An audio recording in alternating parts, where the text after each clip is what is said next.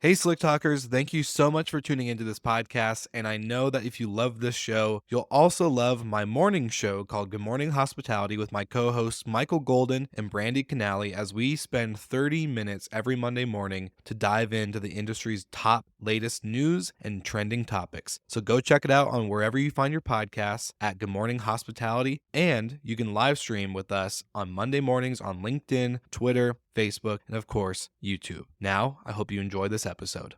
And I learned that because of what my mother taught me in our dining room. And she didn't know she was teaching me, and she wasn't trying to teach me. It's just how us as kids, we pick these things up from our parents as we grow. And I think the most important thing is I learned the independence and to be resourceful. And that's something that I think is really beneficial for me in my adult life.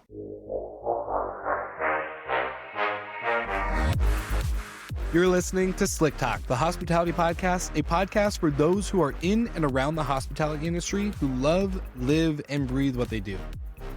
You can join us for candid and unscripted conversations with hospitality experts and founders as we go deeper into their personal stories while they're sharing their triumphs and trials that got them to where they are today. I'm your host, Will Slickers, and you're listening to an episode of Slick Talk, the hospitality podcast. Now, let's begin.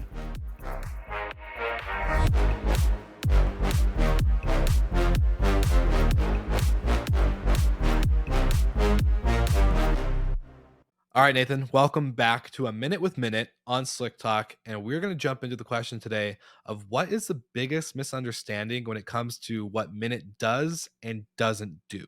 Great question, Will. I think the biggest misunderstanding is probably that we do more than just noise. I know we'll cover that in another minute with minute. So for now, I'm going to major specifically on the noise feature itself. Many people think that we can let you know when there's noise in your unit, and that's the end. But what we can actually do with our pro account is import the data for your guests when they're staying, what's their phone number, et cetera, and then allow you to automate communication with that guest when there's a noise event. So what we hear from many of our users is after sending even one text message to the guest letting them know that there's noise, they tend to quiet down because they don't realize that they're being noisy. So in many cases, if you use our automation, you may actually resolve the problem with no input from yourself. Just an automated message from the system asking them to quiet down, and then the noise issue is over. I love it. You heard it here first, folks. A Minute with Minute, and now back to the episode. All right, everybody, welcome back to another episode of Slick Talk, the hospitality podcast. And I have a man, a guest, a legend on the podcast who really needs no introduction. Bill, come on. Like, you are the man that's always on stage. You have two successful podcasts. You've built an incredible conference in our industry. So Bill Faeth, the one and only, is here today to join me on the show. We're going to dive into your story. But Bill, I just want to say thank you so much for taking the time to join me today. Thanks for finally having me. For those of you listening, I've had to email Will 37 times, like literally Bud Foxing him to get on the podcast. If you know who Bud Fox is from Wall Street. Charlie Sheen pounded Michael Douglas. What was it, like 372 days in a row? And then finally I'm here. Thanks for having me. Yeah, 37 emails later. Or like one text, or actually it was more like one comment on Tyler Kuhn's Facebook post. And it was like, all right, shoot, I got to get Bill on. I love Tyler, but if he's on your freaking podcast before I am, that's kind of a slap in the face. No, I'm just kidding, Tyler. Yeah, shout out to you, Tyler. Bill, Tyler Kuhn, Savvy Realty in Western North Carolina. No. Can you imagine? Just goes into a whole ad read. No, it's so cool because you and I have gotten to interact. We first got to interact actually on Clubhouse back in the day, where a lot of us have met, and that built into finally meeting you in person at the first STR Wealth Conference last year.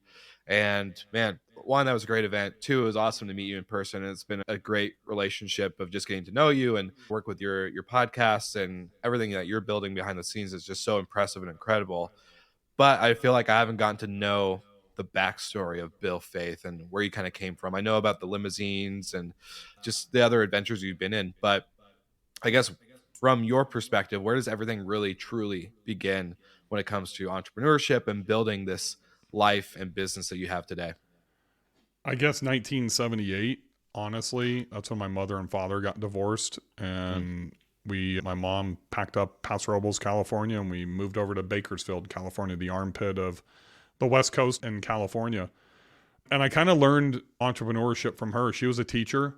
We weren't poor by any means. I'm not going to go down that path of like poor Bill Faeth. He grew up, he didn't have shoes and stuff, but she probably never made more than 35, 40 grand as a teacher, in the 70s and the 80s in her life.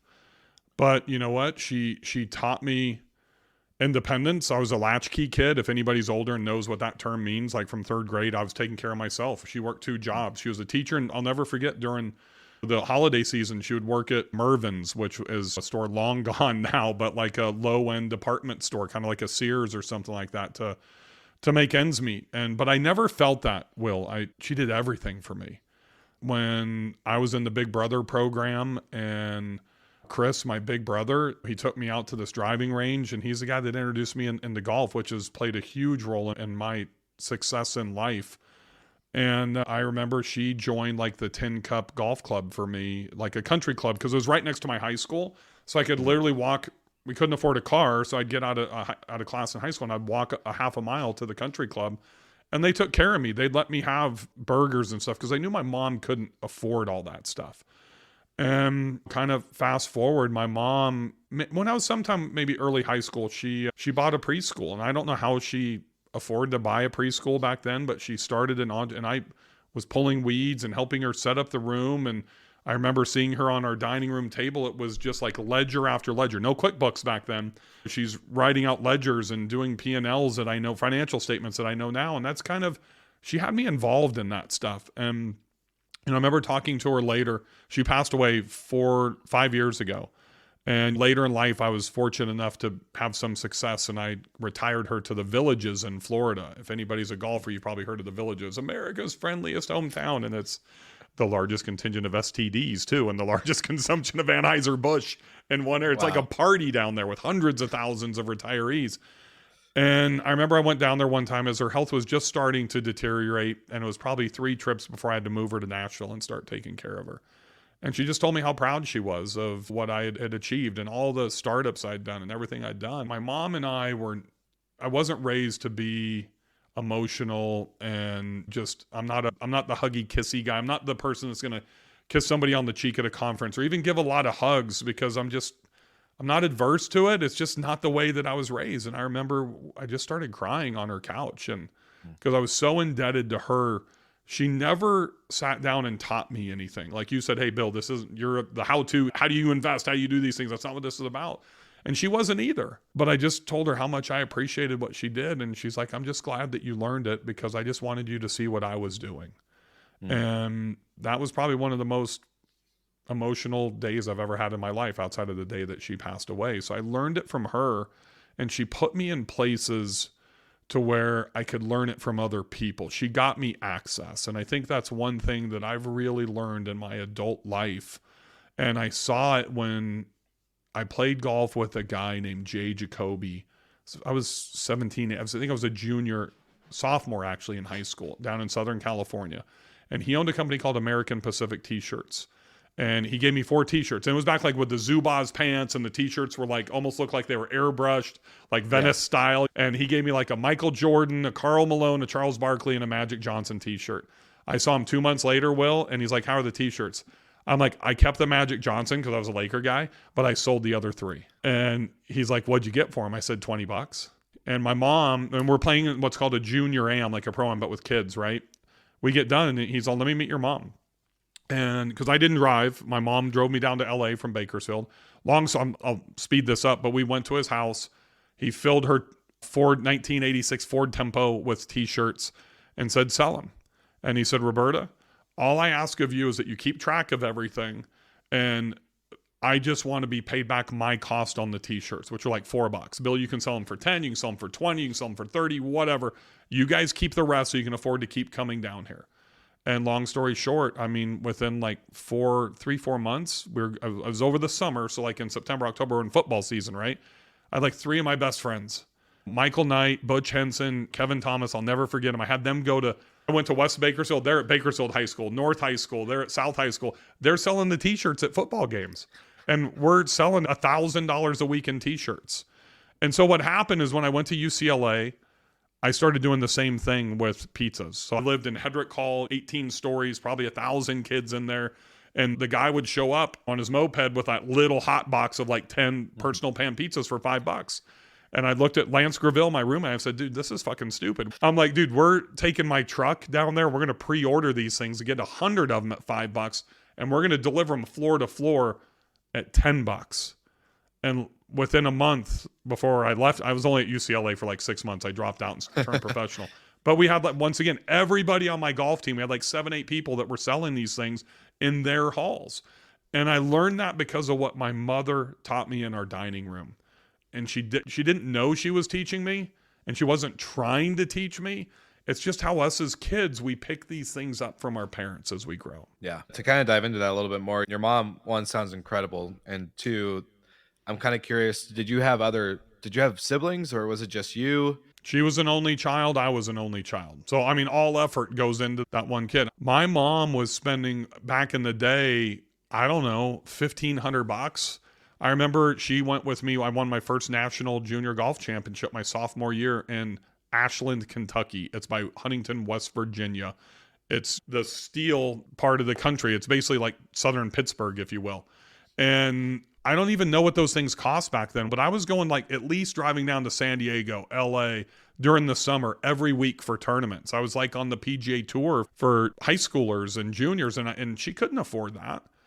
And my grandfather was very wealthy, and he didn't leave her anything. And he was one of the 8 founders of Super 8 Motels. And she did it all on her own. And I think the most important thing is I learned the independence and to be resourceful.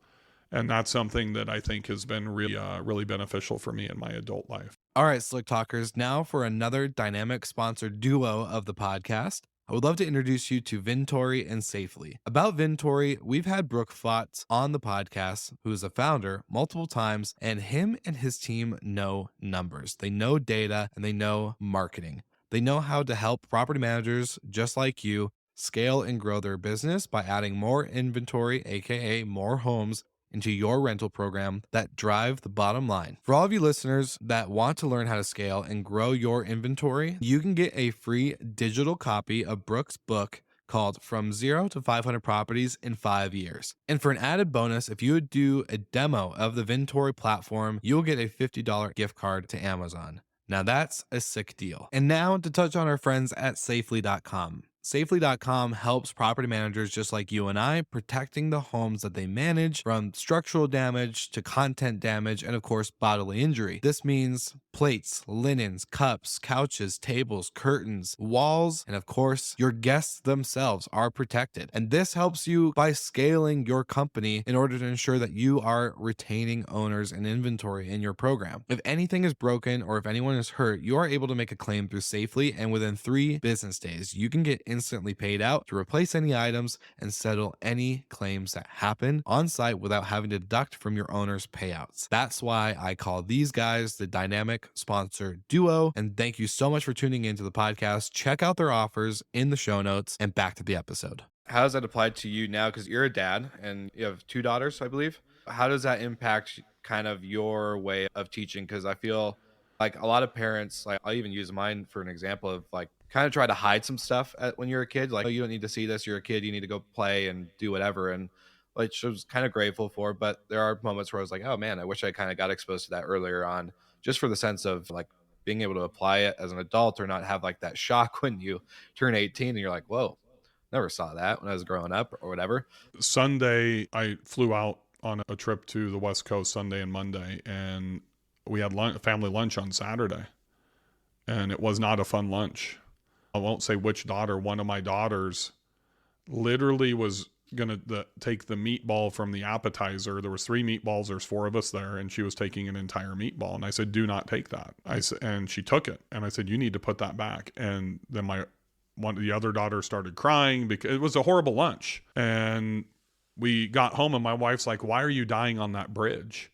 I said, because she directly defied an order that I gave to her.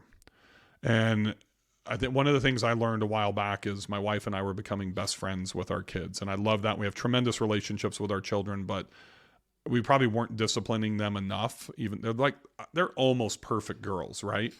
And I said, honey, I told her, do not take it. She took it. I am going to die on that bridge because she's trying out for her high school soccer team. She's an athlete. She plays travel soccer. If she does that with her coach, she gets benched and kicked off the team. If she does that with an employer, she gets fired, right? And I said, they need to understand those things, because these flowery children that are being raised today that don't have any savage in them are things that irritate me about our society today. It just takes a little bit of savage to get ahead. And to take a quote from Dana, whatever his name is, that from the UFC. And Dana White. Yeah, exactly. My youngest daughter, when I watch her play soccer, she's learned some of that savage. She'll throw an elbow. And I don't want her to cheat or do anything. Keep them down, push hard with your shoulder, that type of stuff. Yeah. And I think they see those things and they learn. So I never cuss at home. I know a lot of you that listen to my podcast or have seen me on stage. I'm real, and it's part of just who I am, whether you like it or not. I quit dipping 5 years ago. I never dipped at home. And if anybody has ever had a nicotine addiction, that's something that's really hard not to do. Sure, I would get in my truck and I'd go drive around the block away by myself to go have a dip or whatever it is. I don't cuss. My wife and I do drink wine at home, but it's usually after they go to bed, and we'll have a bottle of wine sit out by the fire pit. So just the things we don't want them to really see us do a lot, but we talk about everything. We talk about money. So I've been very heavily influenced from, I don't want to call him a friend, I'll call him an acquaintance, Dave Ramsey, and teaching them. They're on commission. They see the money that I put when I pay them $12,700 and now $14,000 a year for working the conference. If they came to that first conference that you came to, they were there checking people in and folding t-shirts and preparing. They see what I contribute to their 529. They know about money. Yeah. They've been to every one of our houses. They are smart. They're smart enough to look it up on Zillow and see what it's worth and see, hey, mom and dad are millionaires and they have, how many houses do they have? But they 100% know they're not allowed to talk about that with their friends. Does that make sense? I think exposing children to an adult life and what to expect is really important in the teenage years when they get into high school and to be formative. I know, like, my wife had no exposure to that from her parents. Her mother was as a kept woman by her own admission, that never had the birds and the bees talk, never talked about money, didn't know how to balance a checkbook. And I remember I kind of learned my senior in high school. Don Gabbitas was my golf coach, but he created a curriculum in a class called On Your Own, where it was about the birds and the bees. It was about balancing checkbooks. It was about credit, that type of stuff. So like my girls have credit cards. They started with a green light card, like a debit card that we just put money on. Now they have an Amex Platinum. And not because it's, oh my God, an Amex Platinum. It's because that's what I use, and I'm building their credit. So when they turn 18, they will have 850 credit scores. And we talk about the importance of that. My oldest daughter, for her 16th birthday, got my wife's 5-year-old Land Rover Discovery. And I remember when we posted the bow on it, and it was 5 years old with like 100,000 miles. And one person on social media, fucking people in Brentwood get Range Rovers when they turn 16 nowadays. And this lady from Houston. And I'm like, fuck off. She's 4.25 GPA. She's a travel soccer athlete. She's going to college to play soccer, the recruiting process. She's the perfect fucking kid.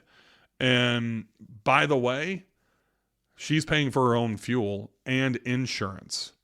Right. And that's something that's really important to me. And I didn't go through that because I was an athlete and my mom paid for that for me. And the way it's presented is what's critical. So on the flip side, Bria's parents, she had to buy her own truck. She had to pay for her own gas, pay for her own insurance. And we both turned out pretty okay, but two different approaches, right? For me, it's just getting them exposed now. And I'll tell you, my oldest daughter, who 33 ACT and like 4.25 GPA, and she's decided not to go be an athlete in college. She wants to become a surgeon. She can go pretty much anywhere she wants. She doesn't want to go to like MIT or Harvard or something, but she can go to Belmont here in Nashville, or so she could even get in. She got pre-accepted to like go to Johns Hopkins University or whatever. And I said, hey, I'll give you $250,000 not to go to college. Dead serious. You can come and work for me, learn the business. I give you $250,000. Here's how much is in your 529. Here's how much is in your investment accounts that I have for you, if you want to go and start your own business. And she's like, thank you. I don't want to do what you do. I'm going to do my own thing, and I'm going to become a surgeon and blah, blah, blah. And I'm like, that's cool too. I'll support you with that. But I'm not paying. Like if you've ever heard of Belmont University here in Nashville, It's $55K a year to go to Belmont. Yeah. I said, I'm paying state tuition. So since you're not going to play soccer and get a scholarship, that means I'm paying like 15 grand a year. So you're going to have to come up with $40,000 a year. You're either going to have that in debt, which is going to saddle you when you get out of college. And then you're going to add like another 400,000 to become once you get into medical school, or you can get academic scholarships. And so now that since the soccer deal's done, it's like a whole nother business that we've had to start is going through and applying and all these external academic scholarships and that type of stuff. Kind of the one thing I do, Will, is everything that we go through in that process, I assimilate to either business or adult life with them to hopefully prepare them. And the only thing I've asked her is if you minor, please minor in either some type of marketing or business degree. Yeah. Because most surgeons I know, and you see this in our industry, and we see the ones that are business savvy, the David Kangs, the Neil Shaws that are in our groups and that type of stuff, but they're also trying to get out of doing what they're doing. Look at Rachel, perfect example of that. And so that's some things that I've tried to share with her to just prepare my kids for the future, because my mom did it for me, but it was indirectly. I'm a little bit more direct with that. Yeah, I was gonna say the comparison of like you and Bria being more indirect and like just being exposed and having to figure it out. Like you said, third grade, you're on your own. You're doing your own thing and having to fend for yourself. To then now you have that experience that you're able to just apply and just say, hey, look, this is some very different routes. This is some very different exposure. It's very intentional. So it's very interesting to see like the two-sided coin from like your growing up to how you're raising them. And it's really cool actually, like to see the kind of legacy that it creates for not just like you, but their kids in the future and their families after that and so on and so forth. So, and it's hard, man, because I was a really bad boss for a really long time until I had a bad experience after I'd exited a company and had an earnout and had to work for an asshole to learn how to become a better boss. And luckily I went through that experience about 10 years ago, actually, before they became teenagers. Cause I look back and like that conversation and standing what happened last Saturday, I shared that family experience with you. That's a hard thing for me to do because I'm probably tend to be way too easy, way too laid back, which isn't natural for me. And it's intentional to try to do that because of the experiences that I learned through being a shitty manager as an owner and an entrepreneur, specifically in the limo business. And it's something that's actually helped me become a better father as well. Well, speaking of limo business, I'm curious, after selling t-shirts and pizzas, when did you get exposed, or not even exposed is probably the right word, but when did that entrepreneurship journey begin? When did you open up your first company, and kind of walk me through that like light bulb moment that turned on where you're like, all right, we're going in and we're doing this? It really was Bell Aqua bikinis in 1993. I dropped out. So I graduated high school in 91, full ride to UCLA, dropped out in spring of 92, turned professional in golf at the Long Beach Open, where my idol at that time, Fred Couples, turned professional and won $3,500 like every other idiot 19-year-old. Drove back 2.5 hours to Bakersfield and bought a $2,500 Rolex because I'd wanted a Rolex Submariner forever. Now I'm flat broke again. I still have that Submariner, by the way, and it paid $2,500. It's probably worth about $15K now, so a pretty decent investment. But I went to play the South American PGA Tour the winter. I didn't make it through Q School to get on what was called the Nike Tour, not Nike Tour, whatever the Hogan Tour at that time, or the PGA Tour. So I did what a lot of the better players did. You went to South America and tried to play your way to play in Asia. So I went to South America for 10 weeks. And we had a tournament just outside of Sao Paulo, and we couldn't afford the hotels. We stayed in housing. There was like 20 or 30 of us Americans that went down there. We stayed with a family, literally in this Adobe like 2-room house. It was kind of weird. It was probably the lower end of the housing that we had till we were staying with a member of a country club. They didn't have that there. And this golf course actually had goats on it that were like eating the fairways and stuff. It was pretty, not a high-end country club like people. It's not Augusta by any means. I was with Chad Kermel, who was a guy from Houston, and he spoke very good Spanish. I was muy poquito español. I could communicate, but I couldn't have extended, in-depth conversations. Mm-hmm. This family in that second room, they would get up, we'd wake up at 6, 7 a.m. on a practice round day, and they're gone. Like, where'd they go? And we heard stuff, and we kind of opened the door, looked in. They're in there making sarongs and bikinis and swimwear and all this type of stuff. was really cool. They gave me a couple of pieces, just like Jay Jacoby did, to take home to my girlfriend at the time. And I went back and played the South America. Played South America again the next year, loved it down there, and stayed with the same family. Hmm. Except for I had won like 4 times between in that 12 months and made some decent money, made like 400,000 bucks. Had over 100 grand in my bank account at 23. And shout out to Buck Owens, if anybody knows who Buck Owens is, the country music legend and hee-haw star. If it wasn't for him, he gave me 25 grand to start my professional career. Because when I dropped out, my whole family was in education. They're like, we're not helping you. And I paid him back. And when I went back to that family, I'm like, hey, loved your swimsuits. They were just selling them down at the market on the beach and that type of stuff. If you've ever been out of the country, people will say you drugs, trinkets, whatever, up and down the beach. They were Anything. selling sarongs and that type of stuff. I said, I'd like to buy some of these and take them home. I bought like $2,000 worth, which I couldn't fit in. I thought I could fit it all in my suitcase. That's a lot when I'm paying like $4-6 a piece. And they shipped them via DHL back to my house. I spent my entire earnings, and this is the crazy part of this. So we're now into like January, February of 94. We're still like in chat rooms on AOL and stuff like that back in Netscape. Google doesn't exist. And I decided I'm going to build a website. It took 7 months and almost $200,000 to build an e-commerce platform. And I'll just speed up the story. I started drop shipping Bell Aqua bikinis. Did it for 18 months and got bought out by a small company called Venus Swimwear. And thank God I had Jeff Stewart, who was the best man at my wedding, who was my CPA. So, Bill, you got 2 options. You can have a royalty in perpetuity, or you can take whatever it was, $2.2 million up front. I said, dude, I want the cash. He's like, you go to Vegas too much. Don't take the cash. And I was partying and playing golf and going to Vegas, and I was a big gambler and that type of stuff. And I took the royalty in perpetuity. And Wow. it was probably one of the things that changed my entrepreneurial life. I got to check last month. It's dropped way down, but it's still over $3,000 a month. They still use a couple of designs, and randomly, I'm not going to take credit for it, but was one of the first people to do, for all you women out there, separates, to where you could buy a small orange bottom and you could buy a D cup, a large whatever, black and white polka dot to go on top. Because before that, they were all together. You couldn't separate the bottoms and the tops. And it just happened randomly because I didn't know any different.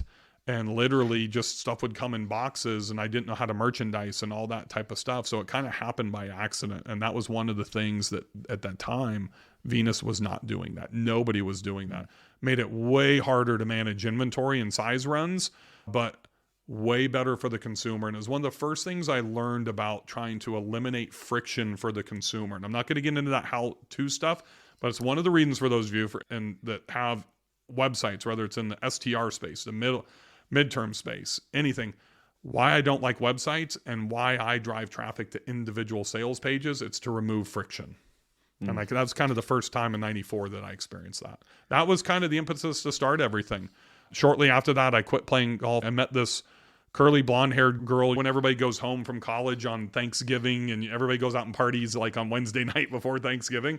I met this girl, and 2 girls actually, my best friend, Rob Thompson, and I wanted to go out with this girl and he wanted to go out with the other girl. Long story short, the other girl is now my wife, and I took her out to caddy for me for about 5 months, played not even that long, played 12 tournaments. In the 5 previous years of playing professional golf, I'd missed 3 cuts.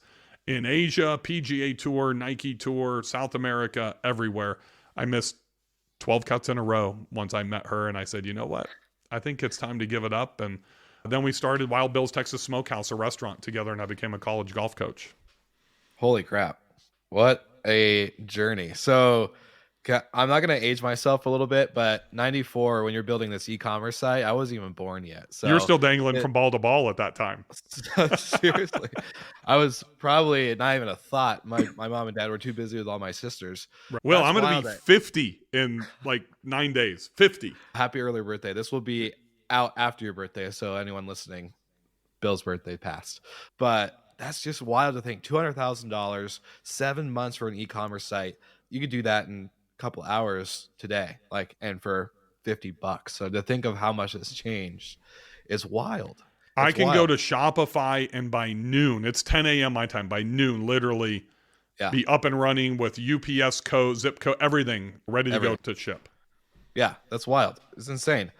So with the restaurant, I know in kind of your story in 2015, you got I think you bought your first short-term rental property. And so from the restaurant, you've had a limo business, you had a glow in the dark golf business. I'm curious, did all of this happen at once, or did you enter, stop, or not stop, but like enter a business, sell, enter a business, sell, enter a business, sell? Or did you kind of build out this empire of like restaurant, golf, limos, etc., going into multiple facets? But I feel like they could kind of feed themselves in a good way. Like if you're at a restaurant, great, where do you want to go for entertainment activities? You go to the glow in the dark golf. I've never done the same business or industry twice. A lot of it it's the exact same way that I invest in real estate today. I don't care if it's a boutique hotel, if it's a single family home at the beach, mountains. I've done commercial, I've done gold lead certified industrial warehouse for one of my businesses. I built it, rehabbed it, all that stuff.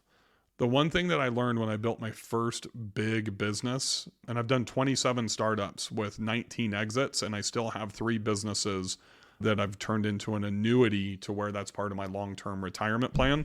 Planning for the future, folks, is extreme. I don't sell this, but planning for the future is extremely important. And to have a plan that coincides with your life and your spouse, life, wife, and business, they all have to commingle together. There's no separation of church and state here. So restaurant business was another Jeff Stewart thing. I'd quit playing golf and, hey man, what are you going to do with your money? I don't know. I've got these people. They are in the restaurant business, and boom, we did that. We hated it though. So and that's one of the problems. So I go fast, and I think speed for an entrepreneur is an incredible trait to have. I think going fast, but not rushing. It's like John Wooden talks about knowing what your optimum speed is to operate or to play basketball in. And I went to the John Wooden basketball camp, and I believe in his pyramid of success to this day. But you have to sustain control, right? It's like if you drive a car and you're going around turns, you should feel when you start to get on that line of getting out of control. And the question is, are you going to keep your foot on the accelerator, or are you going to ease off just a little bit so you can sustain control? I want to go as fast as I can in everything that I do and sustain control. So that's why I've done so many startups. The restaurant business was the worst business I was in. I went from one primary restaurant, and then I had 5 satellite locations within 11 months. I sold that in 18 months. I found out that I wanted to do things that I liked. I found out that speed was critical to growth. And I just kept growing a lot of small businesses and exiting or bringing in friends, family never worked out very well, but friends, and I would become friends, just like with Chris that works for me now. Chris has ownership in my companies and multiple of them. And hopefully him and I will be together forever. John, one of my high school best friends, he still runs Bulldog Auto Detailing that I started when I was playing professional golf. This is right around the same time as Bell Aqua. He's turned it into a $2.8 million business, and I get a check every single month. That's better than doing an exit. That's the perpetuity with Venus that Jeff talked me into, right? So I look at those things, and I've never really targeted specific businesses to get into. I had no idea I was getting in the glow-in-the-dark miniature golf business. It didn't exist. But what happened is I look at opportunities just like I look at investing in real estate today. I'm investing in the best opportunity I can find. That means I have to look in commercial. I have to look in industrial. I have to look in short-term rental. I have to look at multifamily, all of those things. A lot of people think the trip I probably just did, Bill's out looking for homes. No, it's multifamily that I'm looking for, right? I got into a lot of things, and the one that really changed my life was the glow-in-the-dark miniature golf business, and it was a pivot. So I was a college golf coach, had sold the restaurant, was coaching a D2 university, Cal State University of Bakersfield, on a D1 level and competitiveness. We were ranked number 1 in D2 and probably a top 15 program in D1. And I started teaching at a driving range. And I learned that when you charge $175 an hour, it's great when you're 25 years old. And it's great to teach for 8 hours, but you have to be there every single day. And after about 3 or 4 months of being there 7 days a week, oh my God, I'm making good money for what I'm doing, but I'm chained to this driving range.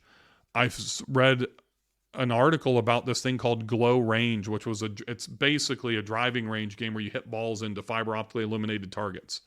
Flew to Phoenix, Saw a corporate outing they did for NCAA basketball coaches that night. Got to meet like Dean Smith and some huge basketball coaches that were there, which were kind of cool. And I said, hey, I want to bring this to Bakersfield, California and open it to the public.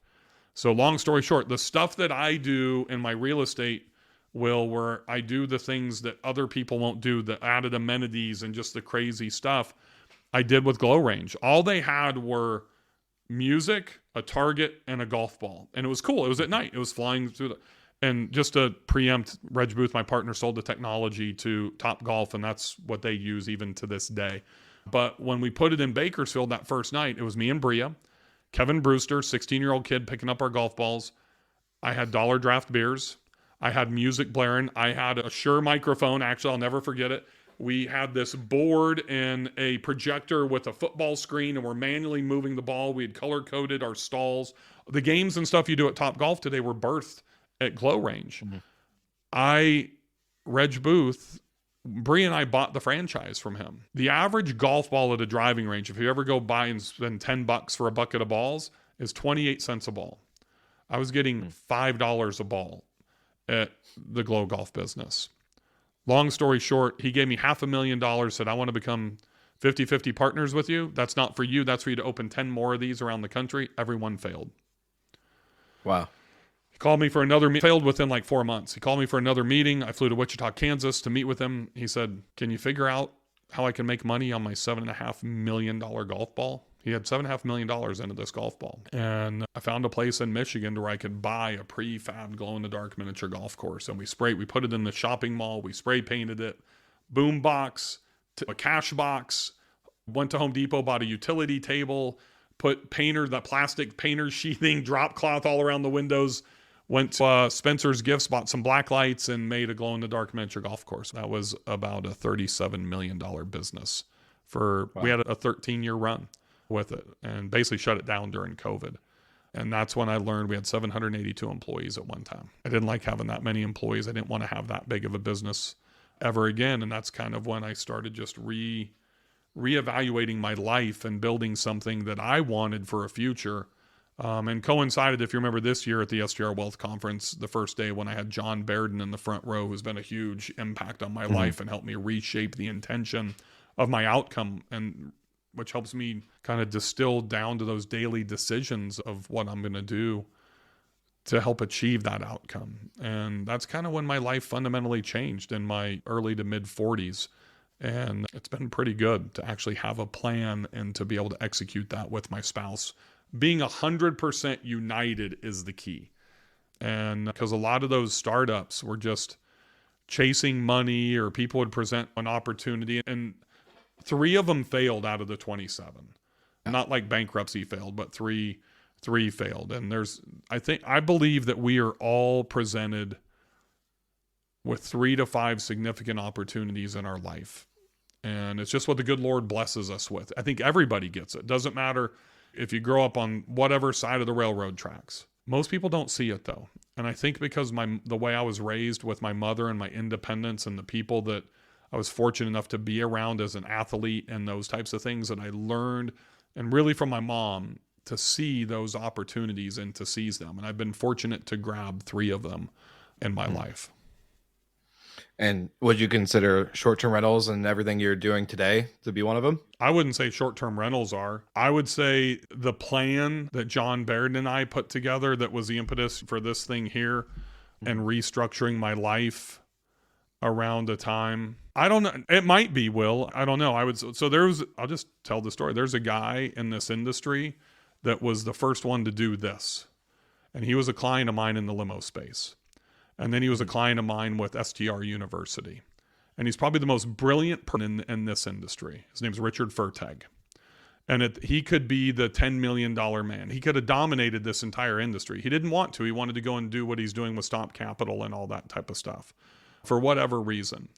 And he's really the one that exposed me to this. And Chris and I, he started Short-Term Rental University, then he kind of quit on it. Then he wanted to come back, and we had his first boot camp in my office, and Chris and I put the whole thing together. And then about 2 years later, I would say, Richard and I had a falling out.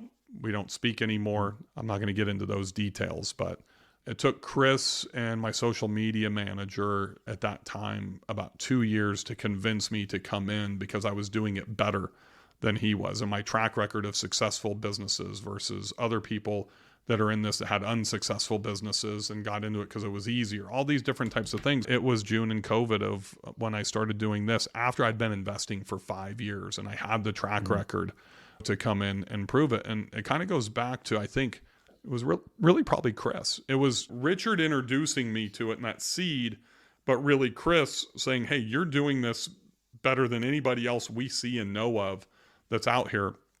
And it's not on scale. That's the fundamental difference for me. If you remember back to the Clubhouse days, I was the black sheep because everybody else was arbitrage, management, Mike was co-hosting, and I'm the only guy talking about finances and buying luxury properties until Rachel jumped in.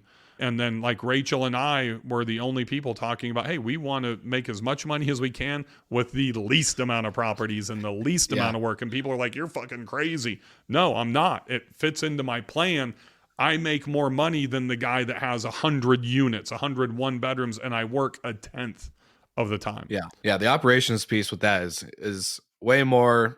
And the nightly rates, all the stuff. We all know that obviously it's a little heavier lift with littler or less amount of I just revenue. literally recorded a podcast this morning for STR Unfiltered, Will, and it was about my trip and this multifamily that we found. Financially, incredible.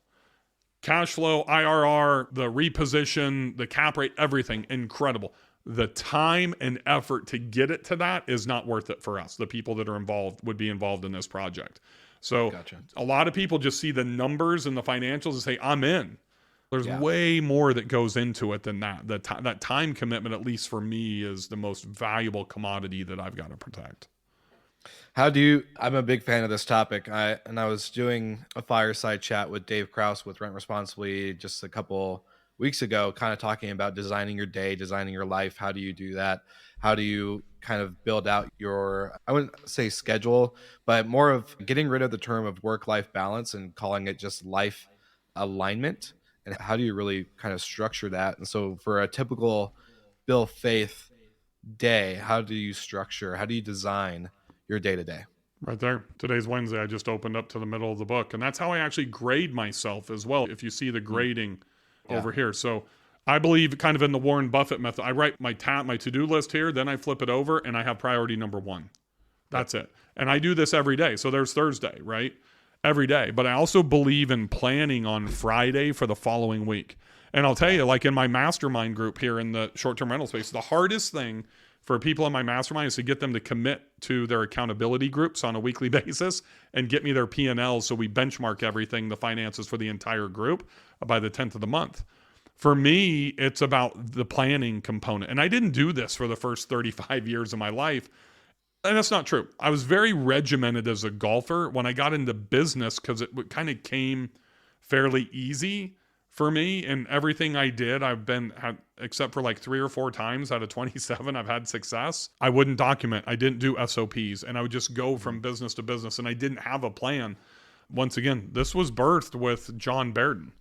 And to now have priorities set every single day, to grade myself, that was the hardest thing for me to learn how to do. And then the Friday planning. My wife and I, my former social media manager, branded it as Faith Fridays. And she thought we were just drinking wine on Friday afternoons and going to do fun shit all the time. But even to this day, and that's part of that life plan, and I do this like my Montana retreat that I'm doing in a couple of weeks, it's all about that. My couples retreats, it's all about that. Learn that from John Bairden. When my wife and I became unified every Friday, and if I'm out of town on a Friday, it happens Thursday or Saturday, we have to make up for that. Yeah. And I did a short session at the conference on this for the first time this year, which probably wasn't the best idea because it's too in-depth to try to teach over 1,000 people. But we audit the week and we plan the next week, and then we're looking at the future. So everything is about the outcome for us. And you have the life side and you have the financial side. We've hit all of our financials. We still need to sustain. Yeah. Initially, I was going to retire when I'm 60. That's 10 years and 2 weeks away, right? The financial plan were there, but now I've got my youngest daughter, which is 13 in 8th grade, finishing up in 3 weeks, and then she's got 4 years of high school. So kind of that life event of her graduating high school will determine our retirement now. Does that make sense? So you have to plan for 100%. weddings, plan for deaths, plan for taking care of people, all these things that potentially could pop up in our life from a financial perspective and a personal perspective. We audit that every week. And now it gives a lot of clarity in our decision making. It's incredible how much better our decision making is now. And that kind of ties back to this trip I just did. Not going to make the one investment because it's just too much time. Dang, that's really good.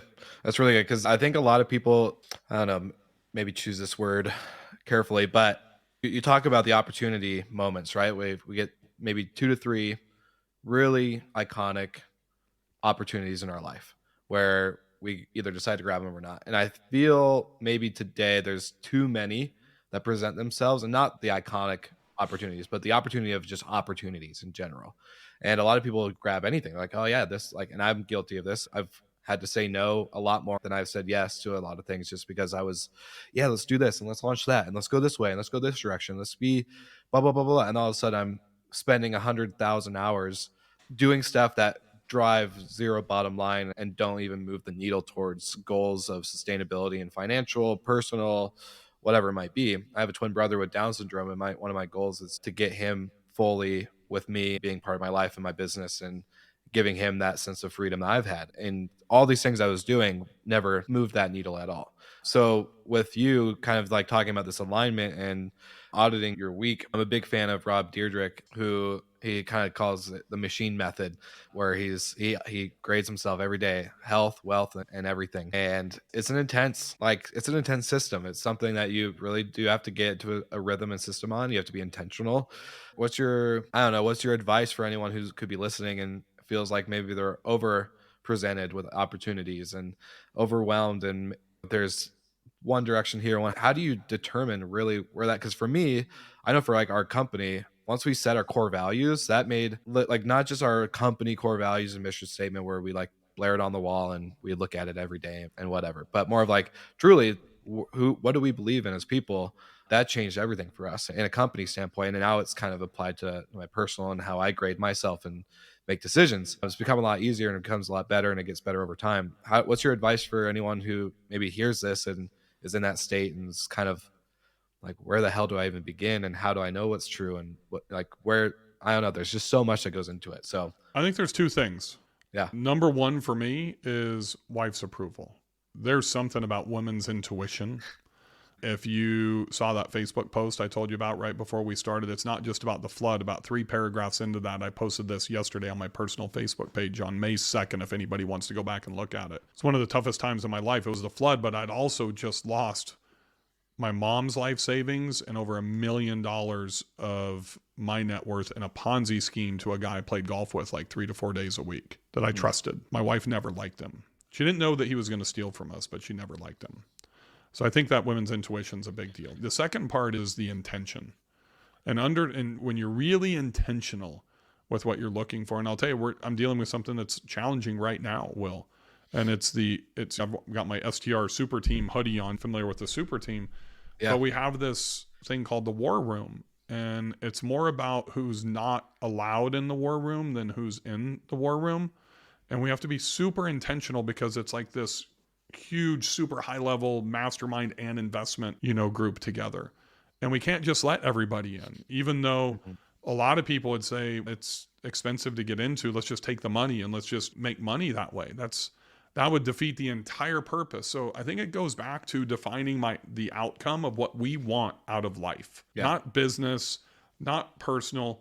It's being very specific in defining what you want. So the first thing that people come to me when we go through this exercise, this will happen in Montana. I've only got 20 people, very small group. And I'm going to say, what do you want out of retirement? And they're going to say financial freedom and travel the world. Oh, great start. But that's the plane hovering around at 30,000 feet. Let's bring it down to 10,000 feet. Then let's put that thing on the runway and be very specific. I'm going to retire at what date? What am I going to do in retirement? How much money do I need? How much cash flow? How much debt am I comfortable with? Let's go through all those things. When we understand what we want And that's, I think, the biggest problem for us as human beings. We don't really know what we want. So when we see that shiny object, oh, boom, and we're going to go squirrel, and we're going to chase after that. Yeah. I have more than a little bit of that in me with real estate, which is a huge part. Probably my biggest company that I have today is Build Short-Term Rental Wealth, and my personal real estate ventures, my co-hosting business. I'm like all in on real estate. So can be that shiny key syndrome in anything that's presented in front of us. We have to be able to see through that and really ascertain if that's going to fit into our plan. That's the problem, Will, is nobody has a plan. If you built out your plan with an intention and define that outcome, I don't care if you're fucking 20 or 30 or 40 or 50 or 70. You need to know what you want to do with the rest of your life. It gives you clarity it makes you smarter today to be able to see through those things that are really not that valuable for you. Do you feel like it gets better over time, or easier to make that decision or clarify? I'm 50, dude. If I meet John Bairden when I'm 25, I got no fucking chance. Yeah. Dude, I'm playing golf. I'm making $300K a year. I'm a golf coach. I've already sold a business. I got this shit licked, man. Do you think Rob Dearden, when he was a skateboarder, when in his 20s, is as wise as he is today? No. And here's the thing. You bring up a great example. Deardick is a genius, incredible entrepreneur. But most people that are listening to this don't know who he is. So Google him or just turn on MTV, and he's got like 37 episodes of like 4 different shows, ridiculous, on MTV, and you see him in his hoodie and his flat bill hat, and he's about my age, probably a little bit younger, mid-40s, and you think that dude is just a skater idiot. He's definitely in the top 1% of probably the smartest entrepreneurs on the face of the planet. Yeah. Don't judge a book by its cover. 100%. Don't judge a deal by its cover. Don't judge a business opportunity by its cover.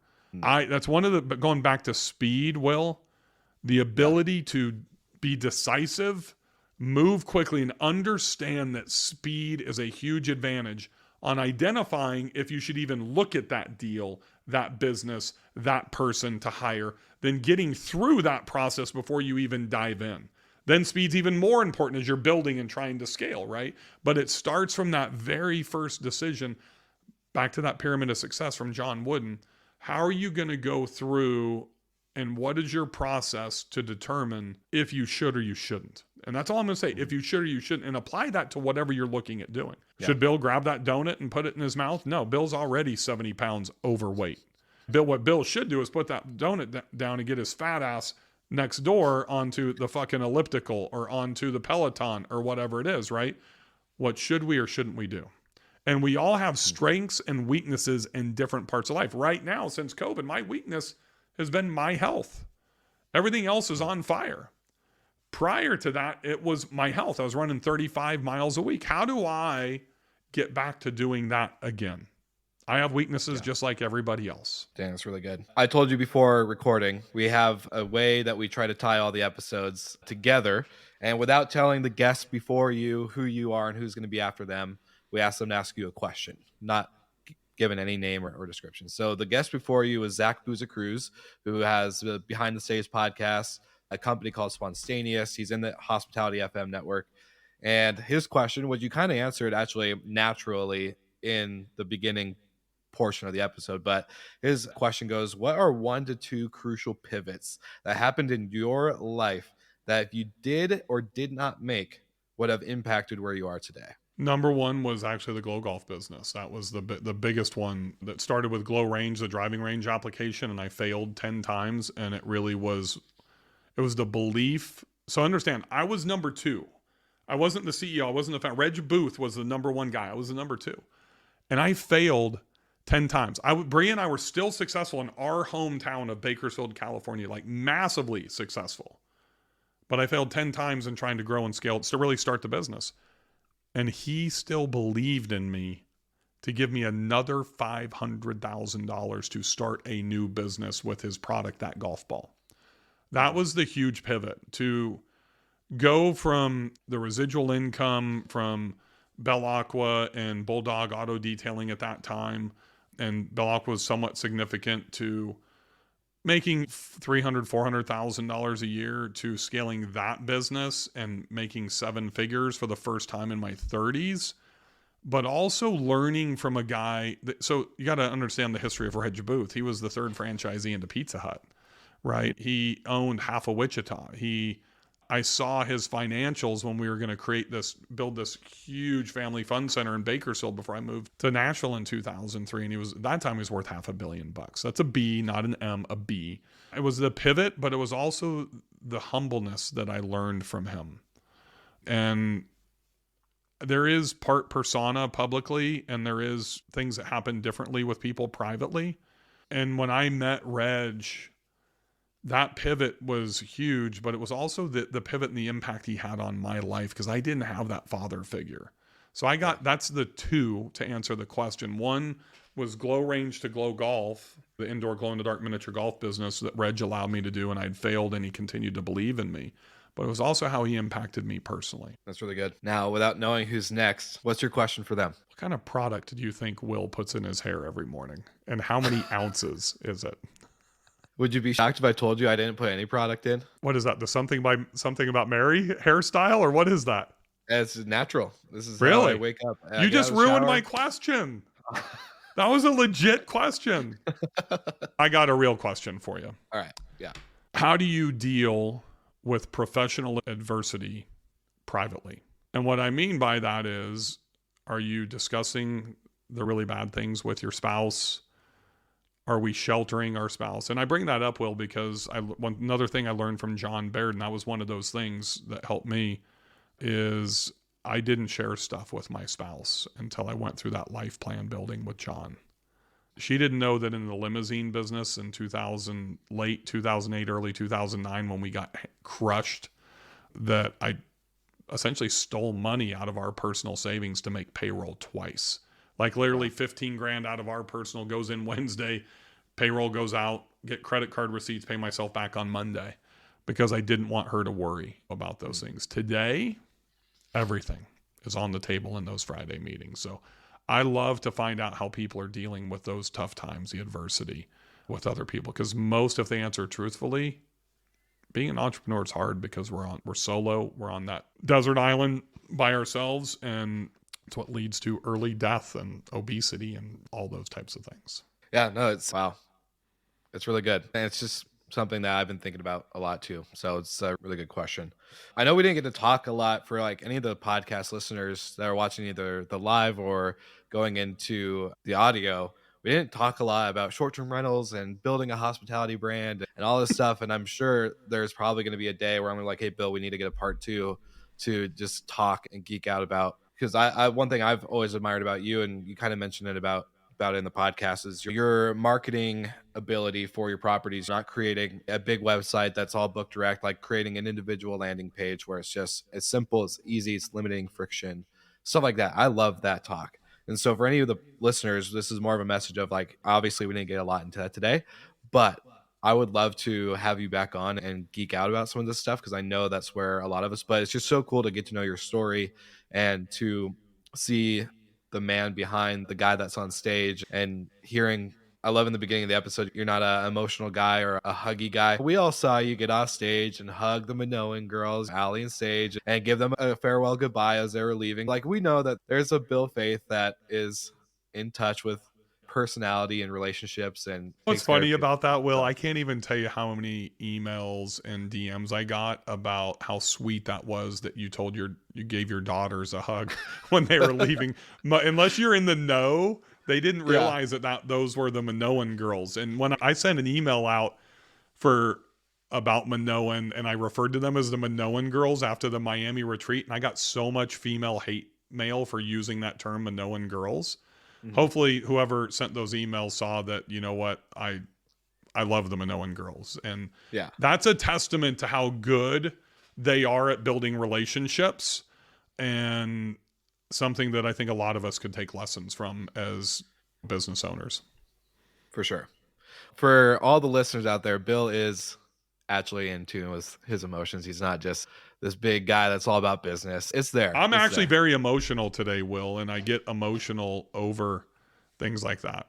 I almost started. Today, I was No, gonna I say know. today I was was just May 2nd, where you're reflecting on the flood and everything on that, right? Or is yeah. there more What I to? didn't put in that post is Reg Booth gave me and my wife $10,000 a month for 7 months. Then my next door neighbor in that post, I literally a week prior bought a $90,000 Escalade ESV from my neighbor who owns the Cadillac dealership. And that car depreciated by $30K the day I drove it off the lot. He gave me every penny back, including he paid the tax and took the Escalade back.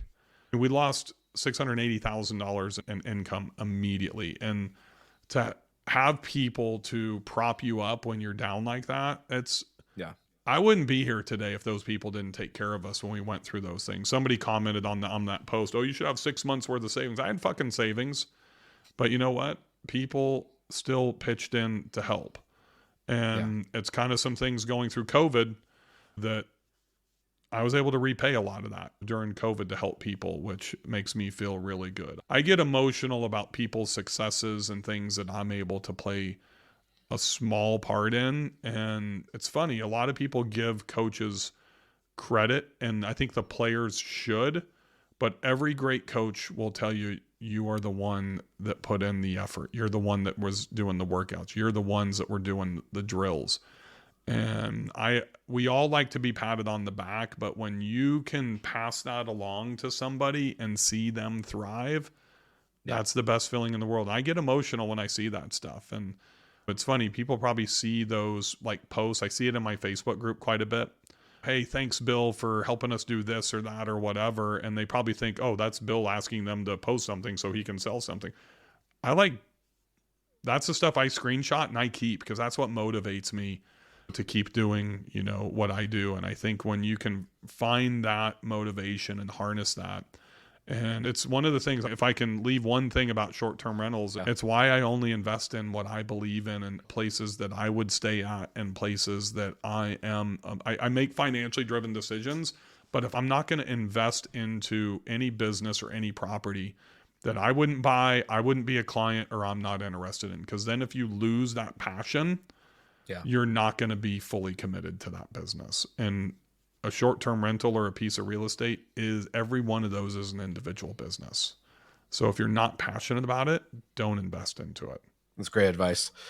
For all the listeners, that I obviously have everything, and we're going to link it on the show notes. But if you had one spot for anyone who wanted to get to connect and reach out, or just get to know more, or be a part of your universe of content and discussions and education, where would you send anybody that was curious for that? Build short-term rental wealth everywhere. Instagram, Facebook group, Facebook, website, all that type of stuff. Probably most people are connecting with me on Instagram at Bill Faeth. That's Faeth 73.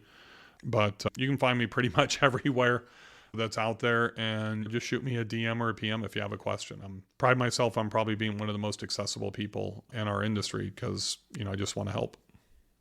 Which is very true. I get calls from Bill at 7 a.m. telling me about things that he's seeing, and it's very true. It's very accessible. Could you imagine working for me if I get that idea? Ask Chris. You need to have Chris on a podcast sometime. He'll tell you about the freaking Slack messages and 3 a.m. phone calls and all that type of stuff. I love it. It's so good. It's so worth it. Bill, seriously, thank you so much. I know you got to run in to go on another trip, but thank you again just for taking the time to share your story, peel back behind the curtain, and let us see what has led up to where you are today. It's been really incredible to get to know you and your story. So thank you. I really appreciate you having me. It's been a lot of fun, and thank you everybody for listening. Of course. You heard it here first, Slick Talkers. Make sure you like and subscribe to everything Build Short-Term Rental Wealth, Bill Faeth, anything he's got going on. And we would love to see you guys all again next week. So you know what to do, and we'll see you all then.